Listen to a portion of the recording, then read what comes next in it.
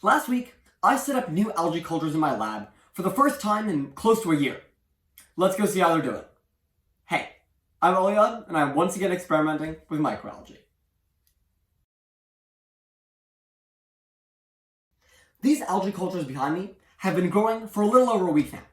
And even though I was out of town for part of this, I made sure to keep checking on their growth, and my mom sent me photos while she was here and I was out of town. And we can see now that they are still maintaining their green color. Now, what is interesting here is that they are a lot lighter green than I was expecting them to be. If we compare it over to the original sample over here, some of which has died, which is why you can see the kind of dark green at the bottom, but even the amount that is still remaining, it's a lot darker green. Not necessarily in terms of intensity, but in terms of hue, if that makes sense. If we compare them side by side, this one's a lot lighter. And I'm not entirely sure why.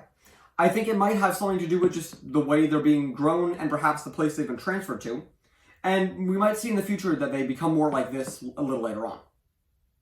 Now, I've gone over this lots of times before, but probably the most important thing when it comes to growing algae is light.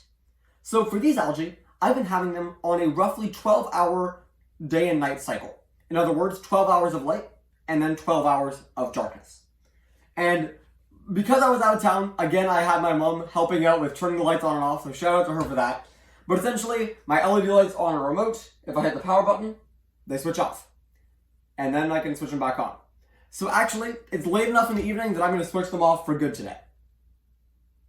Now, the last piece that I've learned is really important when it comes to this algae is heating. These algae, unlike the ones I was growing before, have a much narrower range of temperatures that they can survive in. And that narrow range happens to be closer to the high end, between 20 and 25 degrees Celsius, or sometimes even higher than that. So one thing I've had to make sure of is maintaining a temperature of about 22 degrees Celsius in this room. Now normally, this room unfortunately cools down to about 15 degrees Celsius. So I've been using this trusty space heater to keep things warm.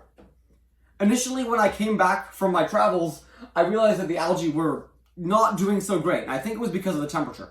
But once I turned on the space heater, they seemed to bounce back. So that was really good. And I think that's all I've got for this video. I know, it was a pretty short one, but honestly, I don't have a lot to talk about right now. We're in the stage of the experiment where the algae are just growing, so that I'll be able to start real experiments in the next few weeks. So the algae are growing pretty well, so I think I'll just give them the green light to keep going. Pun intended. So yeah, that's all for now. If you want to make sure you don't miss any of the experiments that I'm going to be doing in the next few weeks with these algae, make sure to subscribe on YouTube, follow on LinkedIn, and as always, I'll see you in the next one.